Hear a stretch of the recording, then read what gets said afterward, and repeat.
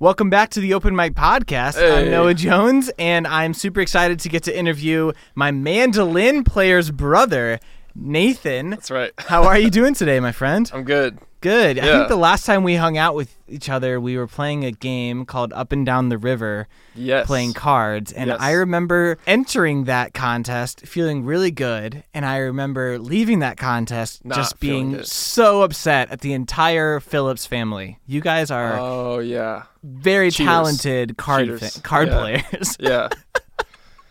How are you doing, though? Good. Yeah, doing well. I've been in Mansfield for a month now. Yeah. And just soaking it up. It's been about 15 years since I've spent a full autumn here, or even been here in the autumn. So I completely forgot what that feels like, and it's just Mansfield's gorgeous. It's I the went best to the place Gorman to Nature be. Center Yeah. today, and I was like, "Oh my gosh, I can't believe I haven't been here in the fall before." Because like every color of autumn possible is at Stunning. Gorman. Yeah, it's stunning, and it makes you sort of realize that like you're just a human being and you're small in comparison to the rest of the world. Did you ever go there for the they have these like show and tells of like all the animals they have, snakes and? No, I haven't. I was there for Pollinator Weekend. I wrote an article for Pollinator Weekend, so I spent like a little bit of time in the screened off sort of four-sided building that they called the Butterfly House. And that was cool. It made for good photography, but I didn't really do anything with the wildlife. But I have heard of those events before, and they sound really, really cool. They're sweet, yeah. Yeah. I mean, I haven't done that since I was 7, but but it was cool then. Well, I mean, even the opportunity to just be able to do that is really cool, because I think that, I mean, I grew up in St. Louis, so like I am absolutely not one with nature for the most part. So it's really cool to sort of get to realize again that like there's so much to this world than just you and your friends, you know? And I think that those nature weekends are vital for that realization for, you know, everyone in Lexington and Mansfield and Ontario. Yeah. Do you have a special bond with the Arch? The St. Louis Arch? Yeah. Well, I don't have any tattoos, but if I were to get a tattoo, it would be of St. Louis, the namesake. Person. All right. He's one of the French kings, who I think it was named after him, and he would be encompassed or surrounded by the St. Louis Arch. So I would say that anytime I see a picture of the St. Louis Arch, I get really, really sentimental about my childhood. It's crazy because it's one of those things. I mean, I'm a sentimental person for sure, but I think that the minute I see an arch, I just sort of think back of like all the times that I went there for field trips, or like it's a sign that like I'm back in my city whenever you are going home from grandma's house in Tennessee or wherever. So I have a very strong emotional connection with the Gateway to the West. Yeah. It's quite the signpost. It's just this. Like... Yeah, I know. There's not really a ton more that you could say than like, this is St. Louis. Yeah. Like a huge arch. I mean, I would imagine they've got a barbecue thing, right? Oh, the barbecue in St. Any great, is incredible, right? too. Yeah. I would say that Kansas City gets a lot of credit for their barbecue, but I will take a St. Louis barbecue rib over any other type of meat. It's specifically the ribs that they're doing. Yeah, and I think Kansas is famous for their sauce, but the way that the St. Louis barbecue is different is that it's like all about the smoky flavor. Right. And it's incredible. And now my mouth is watering. So let's move over and talk a little bit about the Japanese cuisine when you were in Japan in June. Yeah. Talk to us a little bit about what you were doing and how long you were there. Yeah, so I was there to just work on music, write music as part of this residency program in Fukuoka, like far south Japan. And first time being there in the country, and it was awesome. Got to do I guess just two shows on the way down to Fukuoka, and then hung out there for a month. And it's great. Yeah, so what, like, did you understand or were you able to communicate in Japanese, or was there like a lot of umming like 4 and words. pointing? Yeah. Obviously I've never been to Japan. What's the American reception like there? Are they nice to people who don't speak the language, or is it sort of how I imagine most people in Texas would be if you show up not speaking English? Yeah. I don't think they're that severe. Oh, okay. Yeah. Okay, cool. Yeah. I think they're like I don't know. Everyone's pretty friendly and obviously very polite. And yeah, I don't know. It was very like very much like a sort of like first time thing to be in a different culture for me. So Sure. so I was just trying to kind of soak it in a little bit and not like offend people. Sure. So, I don't think yeah. that Japan has more culture than any other country you could go to, but I think it's more prevalent because they have these temples and these statues. One of the earlier interviews that I had on the Open Mic podcast, it was really great. If you haven't heard it, check it out. It's with Chad Cochran, who goes as Cowtown Chad. He's a photographer who goes about the country, the music festivals, and artists like book him privately. He's just a fantastic music photographer. And when we spoke, he had just gotten back from his trip to Japan. And he was talking about how just because, I mean, if you're a photographer, the thing you want to do there is go and take landscape photography. And so, Yeah. I mean, I just think that getting to be in that place, getting to do music like you were, is just a phenomenally interesting and awesome opportunity that you just Totally. can't really pass up. Totally. Yeah. So talk to me a little bit about maybe specifically how you were able to go there. Yeah, so basically this residency, like, well, first of all, there's this like website, it's called like Res Artists, and it just compiles residencies by country. So I was just going through the Japanese ones, knowing that it's a country I'd like to go. So if it worked out with the residency, I thought that'd be kind of an ideal way to get to be there. And so yeah, I applied. They accepted the application, and they have like a small fee to be there, and it's cool. Like they kind of hooked me up with like people in the town. They'd try to like introduce us. And is it sort of like in school when you're an exchange student? It's like an exchange program in that way where they're hooking you up with families to stay at? Yeah, so this is like they have their own 3 houses that all the artists stay at. I was actually the only musician who was there, but everyone else was either a writer or visual artist. And so they had 3 houses that we all split up between. And as far as like connecting with the community, it was kind of just like, hey, like let's put on this event, and you can perform something, talk about what you're working on, and it'll just be an opportunity for them to kind of see what's happening in their town. How beneficial is that as an artist who, I'm sure has been surrounded by predominantly American or maybe British music to sort of get to go and show yourself off to an entirely different culture that experiences entirely different sounds and types of music? Yeah, I mean, I don't know. I don't feel like I got like a great grasp on like Japanese music. It was more just like having the experience of this is what it's like to perform for folks in a different country, and they seemed especially sort of like focused on what was happening and not distracted by beer or talking or anything like that. Like that was pretty remarkable. Was that sort of shocking? It was amazing. I mean, like there was a show in Kyoto, okay, which is one of the oldest cities in right. Japan, and it's just like, I mean, first of all, it was a stunning place, but the people who came out were like the best. It was like a great I can't think of a better word, but yeah, they're great. And that was kind of the highlight of the tour for sure. Awesome. And so you play the piano. Yeah. And I imagine you, much like Eric, your brother, play a significant number of instruments well, right? Yeah. Eric's like kills it on ton of instruments. Right. It's amazing. My main one is just piano, and then I'll kind of mess around a little bit with guitar. Okay. But yeah. Cool. And it's mostly Eric. So were you able to how do you go from Japanese city to Japanese city with a piano? Or is there one provided for you each time? Yeah. So basically, this was like the biggest like one of the most helpful things about like arranging things there is that like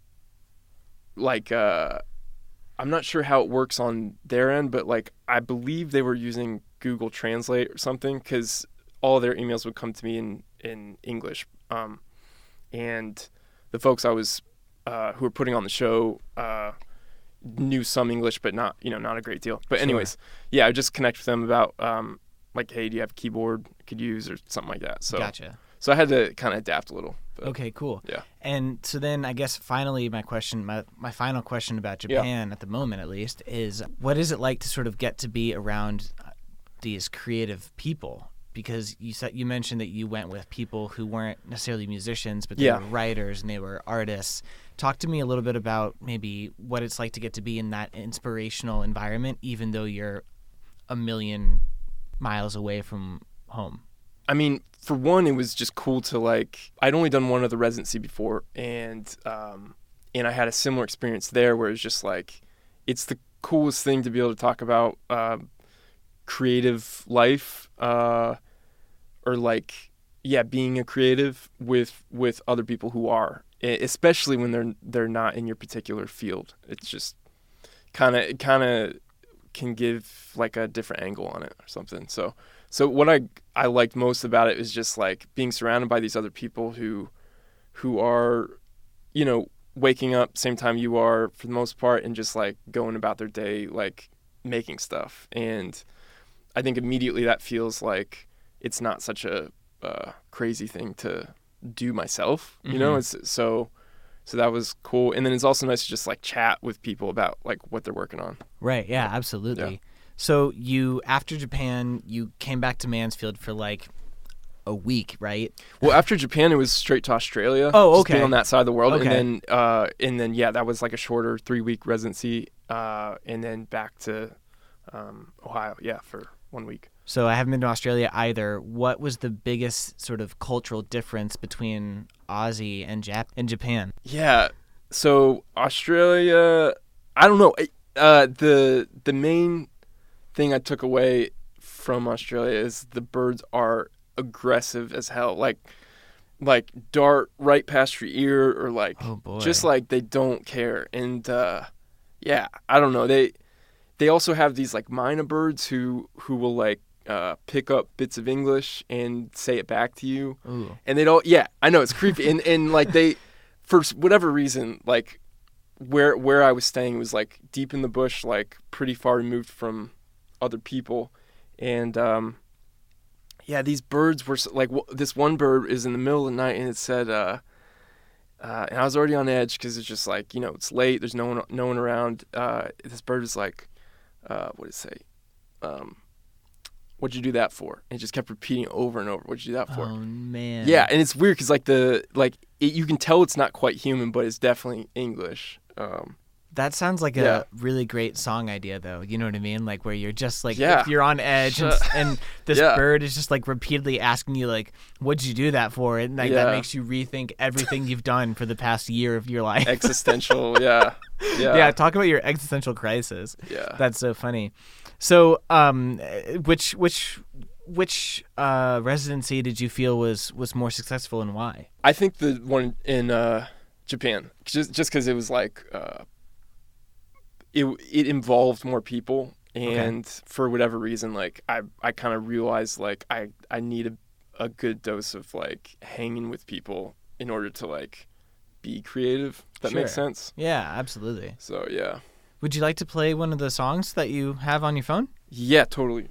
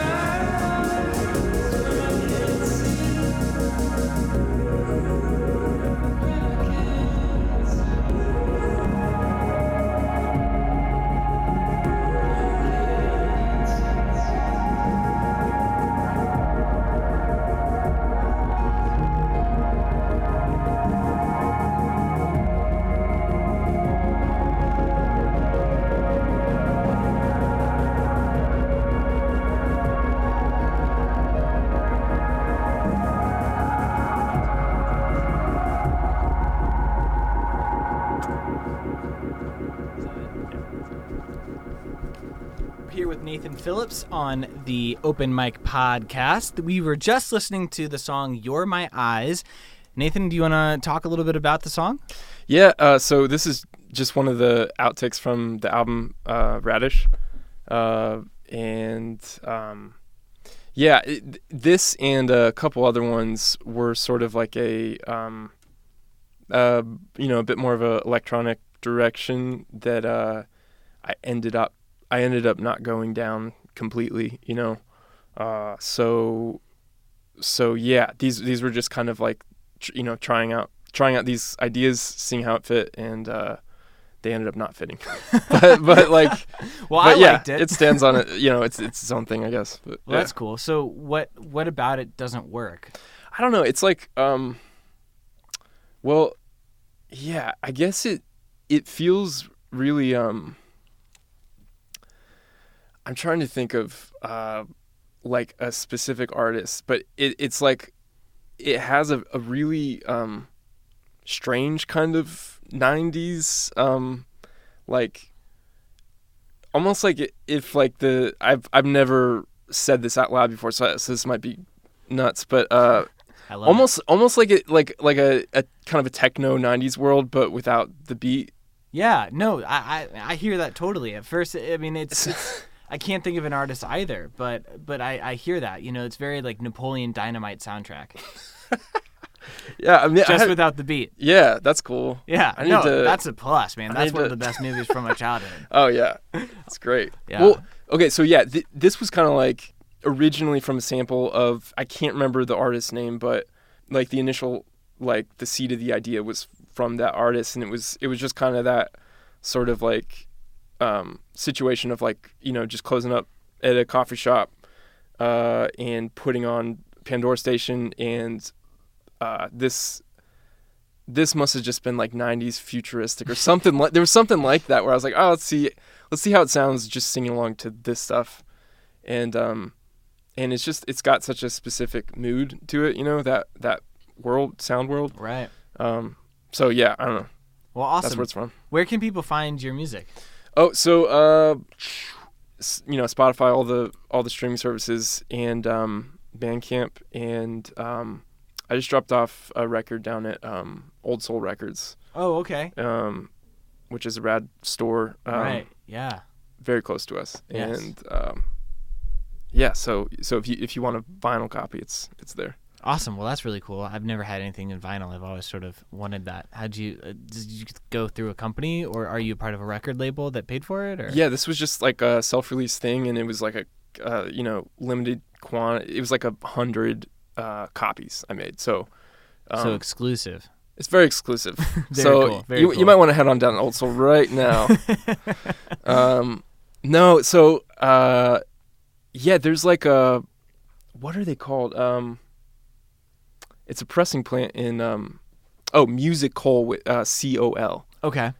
In Columbus, and they've got this like incredible studio and pressing plant, and Yeah, they press it up and they just do like these limited pressings for, somewhat affordable amount. So Gotcha. Well, that's awesome. yeah. Before I let you go, are you planning any other trips to exotic locations? No, I've got a tour coming up next week. Playing keyboard for my friend's band called The Building. Okay. From Youngstown. Okay. And we'll be out for 3 weeks with Heather Woods Broderick is the opener. She's a member of Sharon Van Etten's band, singer. Okay, cool. And yeah. are you going anywhere cool on the tour? Yeah, we're going to not Montreal, not Toronto. I asked where you were going. It's like, but it's other the one parts of Canada. What's the one that's above Seattle? Vancouver. Yes, thank you. You're welcome. Yeah, so we're going there. Yes, and, I was the fifth grade geography B top top 15 finalist. Yeah, so I was able to answer that one. All right. I know. No one knows geography sort of kind of like I do. Oh man. Well, I'm talking to the right person. Yes, for this one instance, yes. Well, cool. Awesome. Well, Vancouver is beautiful. I went up there when I was younger. My mom and I went up there for a trip, and super cool. Very pretty town. I don't know what it's like in fall, but very, very cool town. So I think you'll enjoy it. Sweet. Yeah. Well, thanks for stopping by, man. I had a great time. Thank you. Appreciate it. Thanks for having me.